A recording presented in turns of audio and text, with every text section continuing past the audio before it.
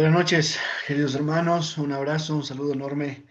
Este día miércoles de bendición, donde vamos a iniciar nuestro estudio bíblico. Te damos la bienvenida a todos los que vayan a conectarse en este espacio que buscamos, un espacio de disfrutar de los principios bíblicos, de lo que Él quiere hacer en nuestras vidas, de lo que el Señor ha puesto ya en nuestros corazones para poder reunirnos. Queremos que esta noche sea una noche donde podamos aprender, comprender y celebrar la palabra en nuestros corazones, en nuestras vidas. Por eso te doy la bienvenida, que sea un espacio donde podamos disfrutar mucho lo que el Señor va a enseñarnos. Así vamos a esperar unos minutitos hasta que la gente se vaya conectando, vayamos preparando este espacio y vayamos eh, agarrando nuestras Biblias, nuestro cuaderno de apuntes. Hemos tenido unas 2 semanas de haber paralizado nuestro estudio bíblico por varias razones, pero ya estamos de nuevo con un libro que es muy, muy interesante, un libro que nos va a abrir mucho la manera en la cual podemos comprender la palabra del Señor. Un estudio panorámico, un estudio de pasado, un estudio rápido, un estudio donde solo vamos a conocer datos importantes del libro de Colosenses esta noche, para que también en tu corazón nazca por medio de este estudio panorámico una, un querer estudiar todo el libro, ¿no? Una sensación de que necesitamos hacerlo y de que necesitamos buscar más conocer la palabra del Señor. Entonces, de esa manera esperamos a los hermanos que se van conectando, a los hermanos que ya han predispuesto su corazón, su hora, su tiempo, para que esta noche sea una noche donde podamos aprender más del Señor. Y así vamos a prepararnos. Como les decía, importante que tengamos nuestras Biblias a nuestro lado, tengamos nuestro cuaderno para apuntar lo que vayamos a ver importante, sacar capturas de diferentes diapositivas que vayamos a utilizar esta noche y con toda esa información podamos esta noche estudiar este libro. Entonces, bueno, vamos a orar, vamos a darle gracias al Señor y luego vamos a iniciar este espacio. Ahí donde estás, te invito a que puedas inclinar tu rostro, puedas cerrar tus ojos y puedas orar conmigo y decirle: Señor, damos gracias en esta hora, en este tiempo, por todas tus bendiciones. Te damos gracias porque tú nos cuidas, nos guardas. Te damos gracias porque tú estás en control de nuestra vida y porque tú estás obrando a nuestro favor, Señor, en el aprendizaje, Señor.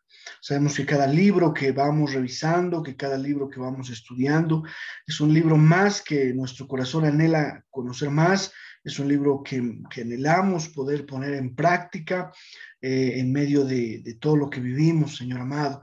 Y cómo no disfrutar también el poder aprender juntos como iglesia, disfrutar juntos lo que tú haces, Señor, y poder disfrutar este espacio. Te damos por eso gracias y te bendecimos y te entregamos todo, Señor, en el nombre de Jesús. Amén, amén y amén.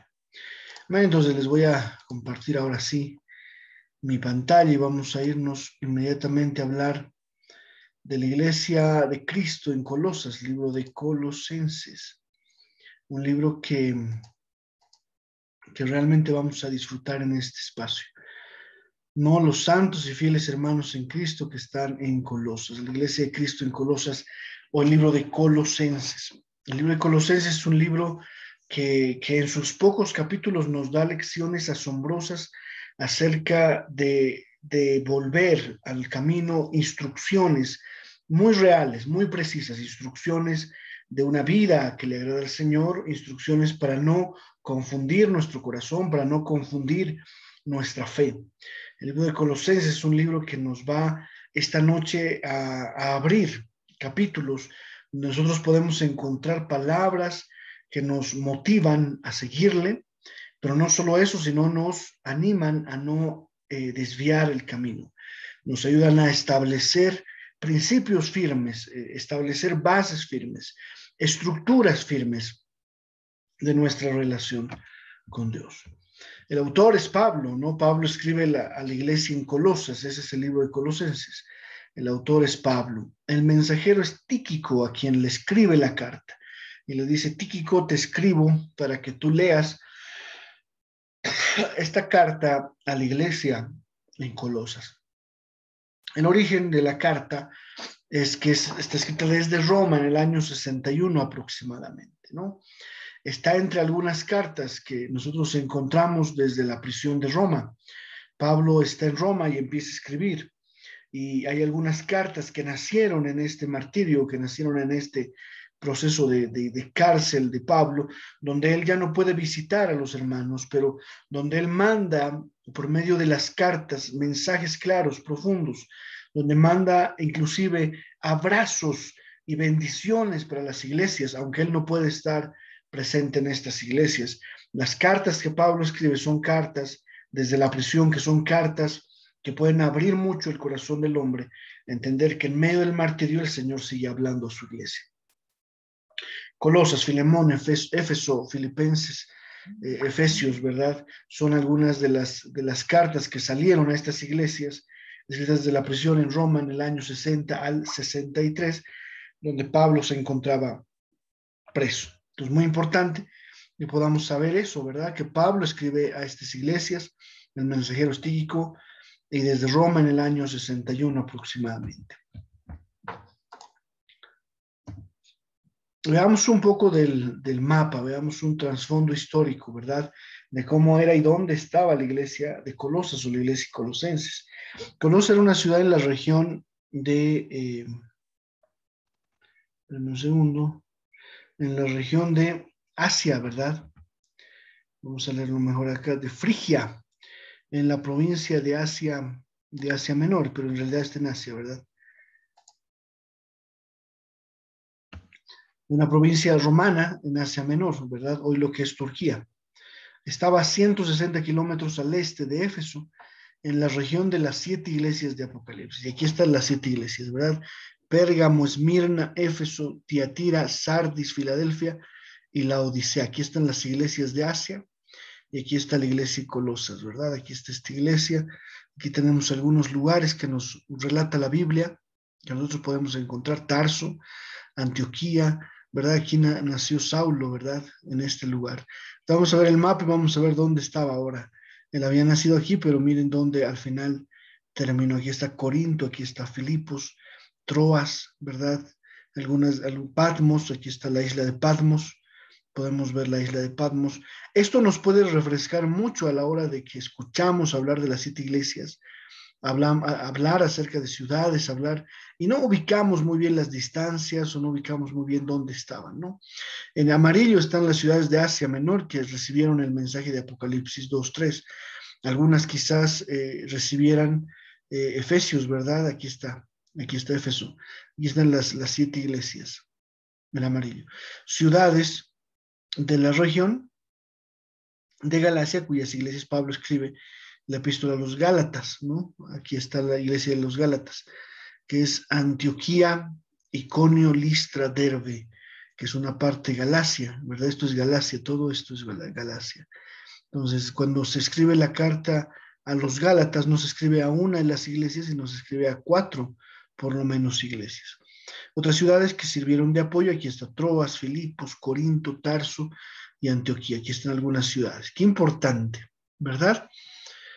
Estaba en el valle de Liconia, había 3 ciudades con iglesia: Colosas, Hierápolis y la Odisea.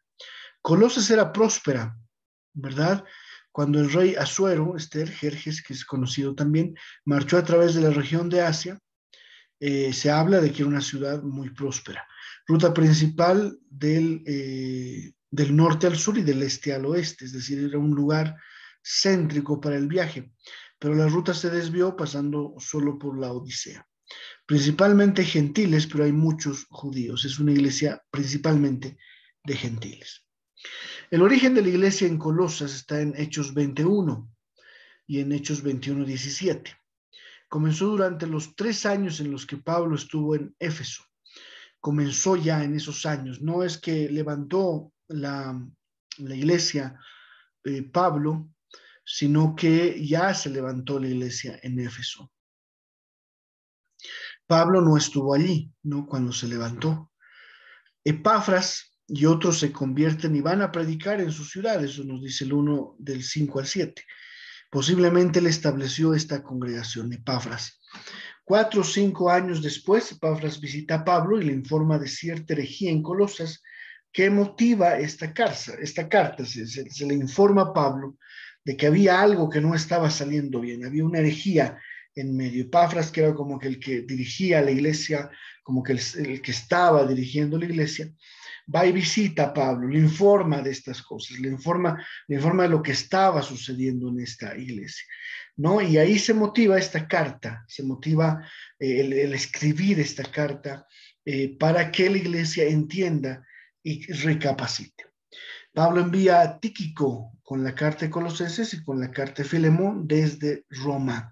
El mensajero fue Tíquico, que viajó desde Roma para llevar esta carta y la carta de Filemón.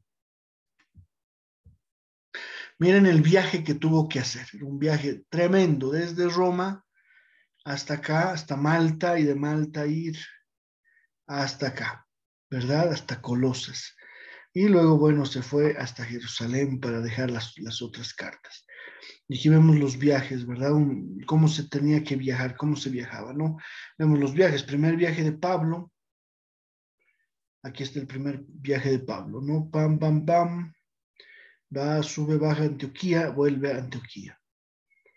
Segundo viaje de Pablo es el amarillo. Y aquí vemos el viaje de Pablo, el segundo, que sale. El tercer viaje de Pablo, ¿verdad? Que comienza en Antioquía también, un viaje largo, Esmirna, y vuelve. Viaje de Pablo a Roma, ahí está, cuando ya Pablo viajó desde Jerusalén hasta Roma. Entonces el viaje de Roma a Colosas era un viaje bastante largo. Para que llegaran, cuando Pablo se apresó en Roma, escribe Filemón, Colosenses, Efesios y Filipenses, lo hemos visto ya, ¿no? Aquí escribe varias cartas y son enviadas por sus mensajeros. ¿Cuál es el tema principal entonces de Colosenses? ¿Por qué deberíamos leerlo? ¿Por qué debería llamar nuestra atención este libro tan hermoso? Primero, para combatir la herejía en Colosas, desarrolla el tema de la grandeza y supremacía de Cristo como único mediador entre Dios y los hombres. Esto es importante porque si bien nosotros el día de hoy podemos estar cometiendo una herejía similar, si nosotros no estamos tomando en cuenta la grandeza y la supremacía de Cristo. Cristo como único mediador entre Dios y los hombres, como único mediador entre Dios y la humanidad. Solo Cristo puede hacerlo. Entonces, llegamos nosotros aún en el tiempo moderno a pensar que tenemos muchos caminos y que todos estos caminos nos acercan a Dios.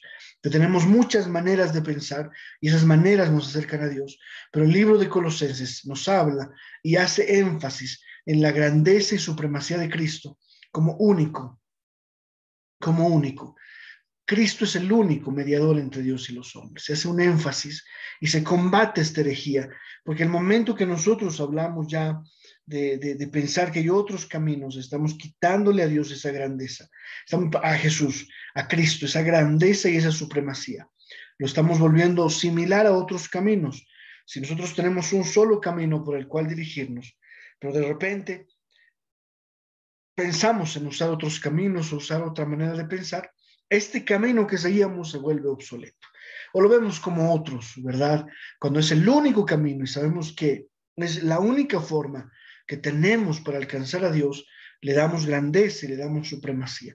Y eso es lo primero que se quería lograr. Lo segundo que se quería lograr era que en Cristo mora toda la plenitud de la deidad, que Cristo es parte de una Trinidad, pero no, al ser una parte, no es que esta parte es menos o dividimos a las tres partes para ver que cada una complementan a la otra y que al hacerlo, al complementar a la otra, cada una se queda con una parte pequeña, sino que en Cristo está toda la plenitud de la deidad.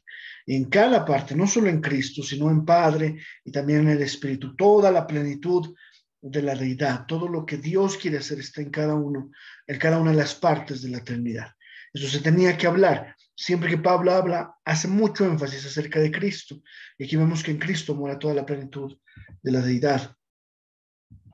Pero no solo eso, fue escrita para corregir ciertos errores, ¿no? Para que ciertos errores que se estaban cometiendo hasta este momento fueran subsanados. El error del judaísmo, por ejemplo, y este error del judaísmo que sufre la iglesia al pensar que los judíos de alguna manera son los únicos que van a recibir una salvación tan grande, ¿no? Este error del judaísmo, o que los que quieren a aceptar a Cristo necesitan el ritual o la tradición judía para ser parte de la salvación, ¿no? La circuncisión en ellos, necesitan vivir de la manera que viven los judíos. Este es un error, el error del judaísmo, que entró fuertemente en Galacia, que sabemos que entró en el libro de Gálatas, que empezaron tan pronto a alejarse de la fe, y que también en Colosenses es corregida.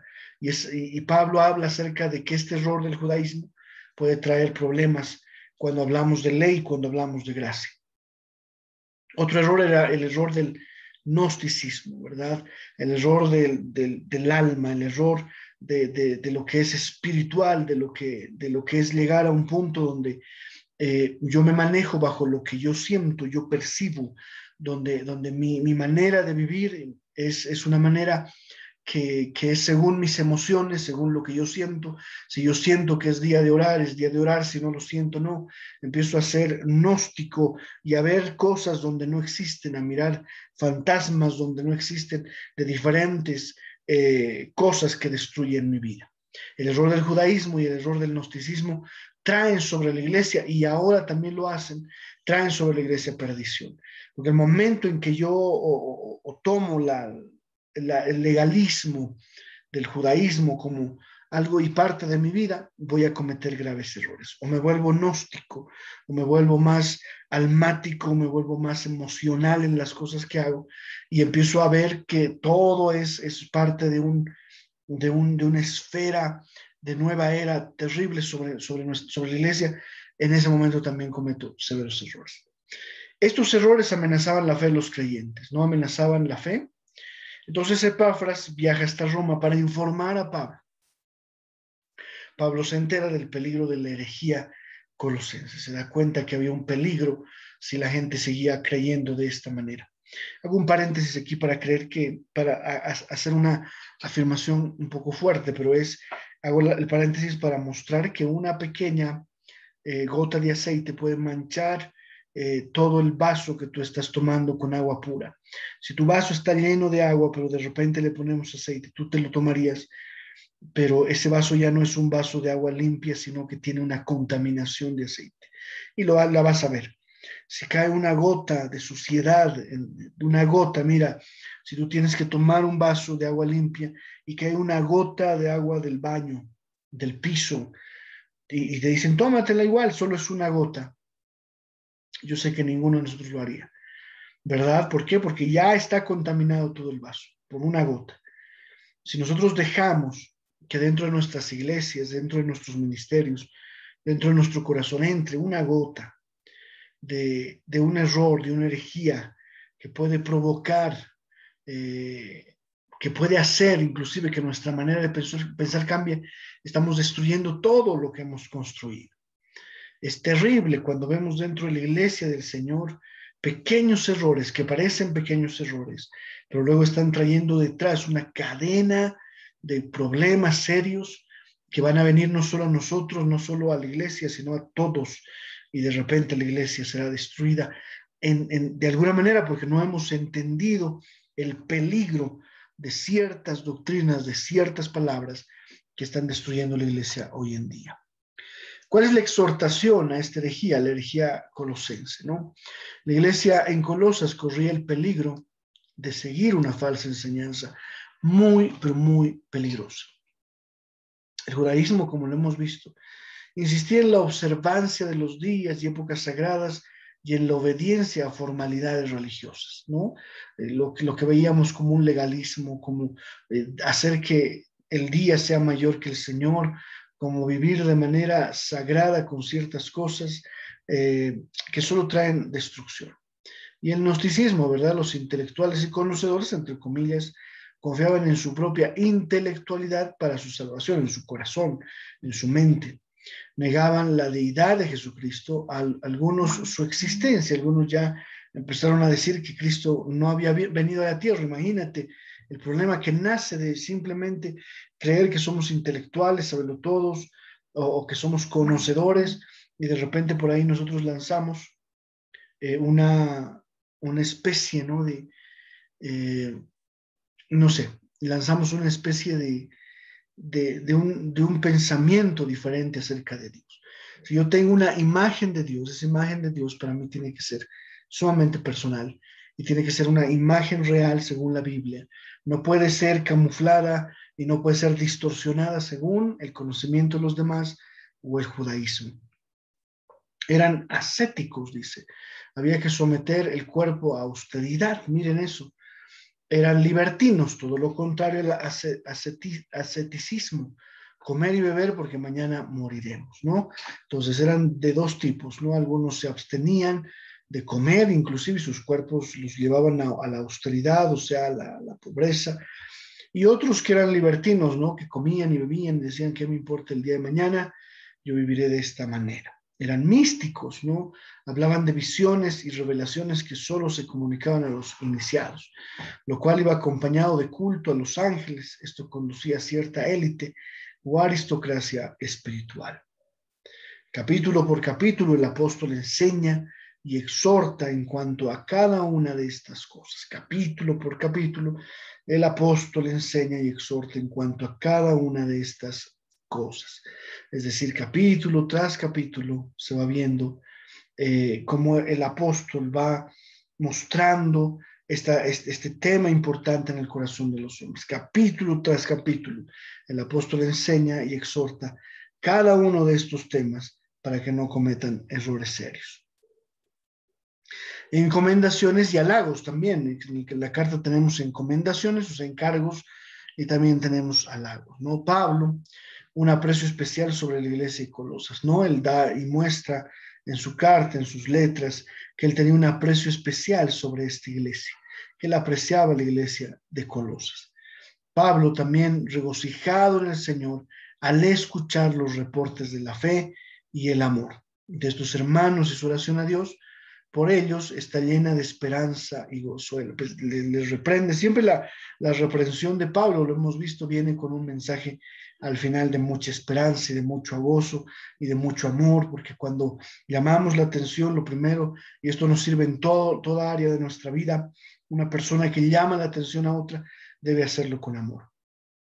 El amor es el vínculo que hace que yo llame la atención de alguien y se note que lo estoy haciendo porque le amo o tal vez porque quiero destruirle. El amor es ese vínculo perfecto. Y ahí muestra ese gozo que él tenía al escribirles, sabiendo que estaban ahí.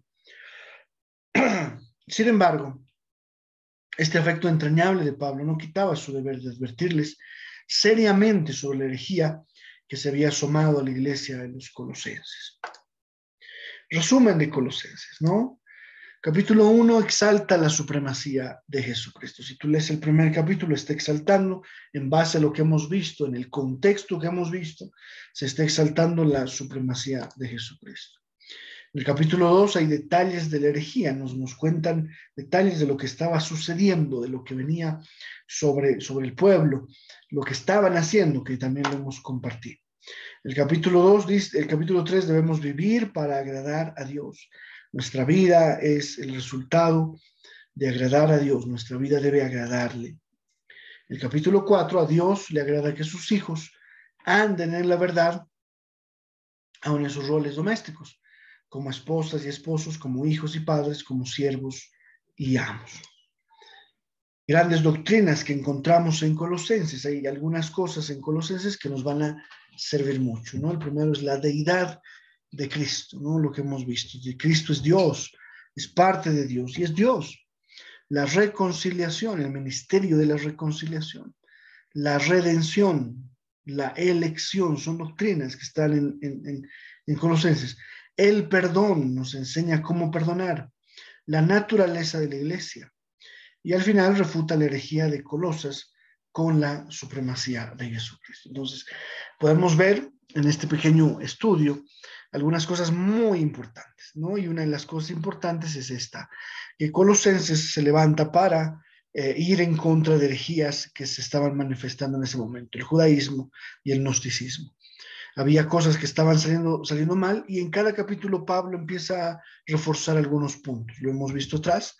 En cada uno de los capítulos se exalta primero la supremacía de Cristo, se da detalles Debemos vivir de esta manera y debemos agradar. Y ahí está lo práctico, que siempre hay esta parte práctica tan hermosa en esta carta, ¿no? De cómo debemos comportarnos siendo hijos, cómo debemos ser si somos esposas, esposos, padres, hijos, siervos, amos, cómo debemos tener esta relación.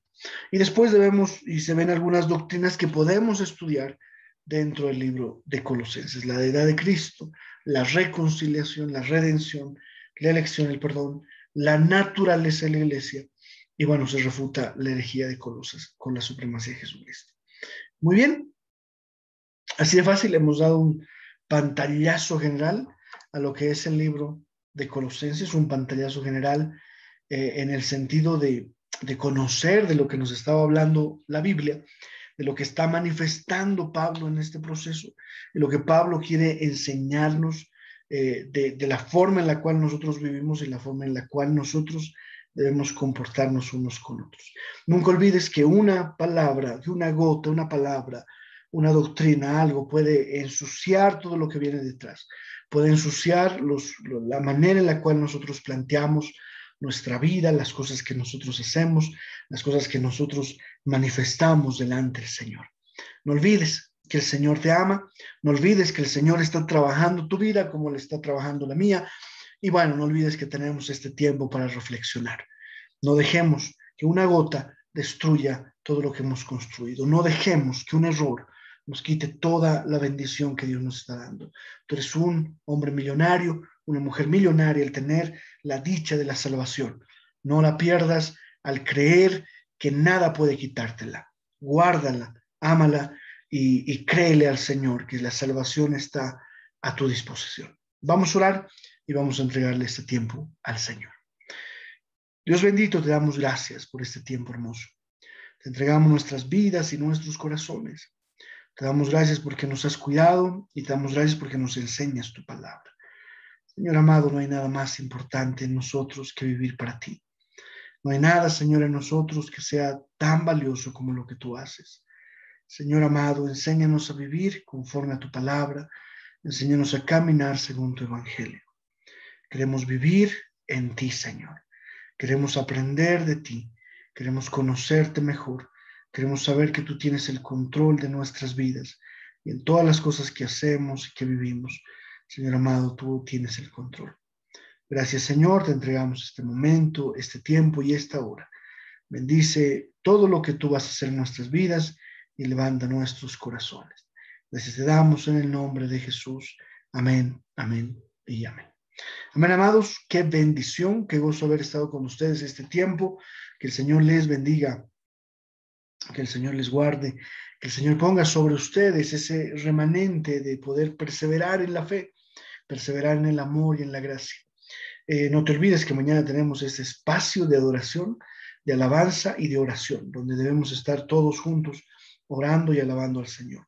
Y el domingo nos reunimos. Anótate, manda tu mensaje si vas a estar con nosotros. Manda tu mensaje porque necesitamos calcular nuestros espacios. No te olvides que hay comida esta semana a 15 bolivianos. Si no has reservado nada, manda tu mensaje a nuestra hermana Lilia, reserva tu platito si tú quieres. Sé que están ya rompiendo récords ahí con las ventas, entonces acércate, pide algunos platos para bendecir también a la iglesia. Eso por un lado, y por el otro lado que tenemos la Santa Cena, que vamos a celebrarla este día domingo entre todos los hermanos.